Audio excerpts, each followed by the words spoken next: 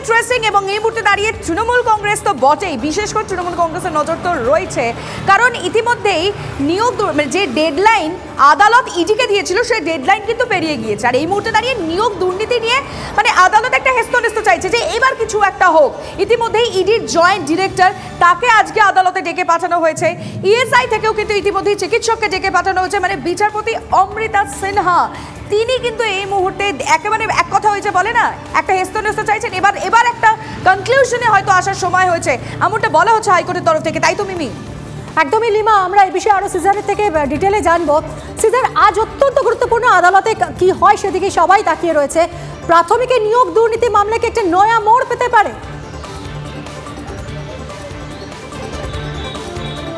দেখো, প্রাথমিক নিয়োগ দুর্নীতিতে 31শে ডিসেম্বর পর্যন্ত যে সময়সীমা এনফোর্সমেন্ট ডিরেক্টরেটকে বেঁধে দিয়েছিল ডিভিশন বেঞ্চ, বিচারপতি দেবাংশু বসাকের ডিভিশন বেঞ্চ, সেই বিষয়ে গতকাল বিচারপতি অমৃতা সিনহার এজলাসে ওঠে এবং গতকাল আমরা দেখলাম যে সিবিআই এবং ইডি তারা কিন্তু আলাদা আলাদা রিপোর্ট পেশ করলো এই শিক্ষাক্ষেত্রে নিয়োগ দুর্নীতি নিয়ে। এবং ইডি রিপোর্টে সবথেকে চাঞ্চল্যকরভাবে উঠে এসছে যে লিপস অ্যান্ড বাউন্সের কথা এর আগে বিভিন্ন সময় উঠে এসছে সুজয় কৃষ্ণ ভদ্র সূত্র ধরে, সেই সুজয় কৃষ্ণ ভদ্র সূত্র ধরে ওঠা লিপস অ্যান্ড বাউন্সের 8টি সম্পত্তির উল্লেখ করে সেই সম্পত্তির যার আনুমানিক অর্থমূল্য হচ্ছে 7.5 কোটি টাকা, সেই সম্পত্তি অ্যাটাচ করার প্রসেস স্টার্ট করেছে এনফোর্সমেন্ট ডিরেক্টরেট। সেটাই কিন্তু গতকাল আদালতে জানিয়েছেন ইডির যিনি কৌশলী ছিলেন ধীরাজ ত্রিবেদী, তিনি জানিয়েছেন। এবং সেই জায়গা থেকে একটা বিষয় কিন্তু খুব স্পষ্ট হয়ে যাচ্ছে যে এনফোর্সমেন্ট ডিরেক্টরেট এই শিক্ষা দুর্নীতি মামলায় সরাসরি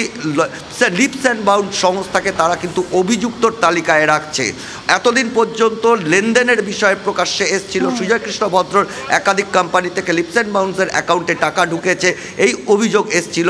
কিন্তু এই যে 7.5 কোটি টাকার অর্থমূল্যের যে সম্পত্তি বাজেয়াপ্ত করার দিকে এগোচ্ছে এবং সেটাকে প্রসিড অফ ক্রাইম অর্থাৎ এই নিয়োগ দুর্নীতির থেকে পাওয়া টাকা, এমনটাই কিন্তু ইডি দাবি করছে। অর্থাৎ সরাসরি আদালতের দিকে আরো নতুন করে বিপাকে পড়েন কিনা কালীঘাটের কাকু, সেটা এখন দেখার।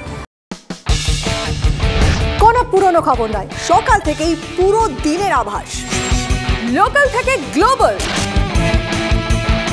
ঘটনাস্থল থেকেই রিপোর্টারের মুখে শুনে নিন আসল ঘটনা। দিন শুরু করুন TV9 বাংলার সঙ্গে।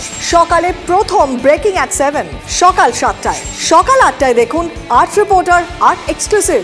নিউজ এক্সপ্রেস অ্যাট 9 দেখুন সকাল 9টায়। 10 খবর 10 রিপোর্টার অন দ্য স্পট সকাল 10টায়। লোকাল টু গ্লোবাল অ্যাট 11 দেখুন সকাল 11টায়।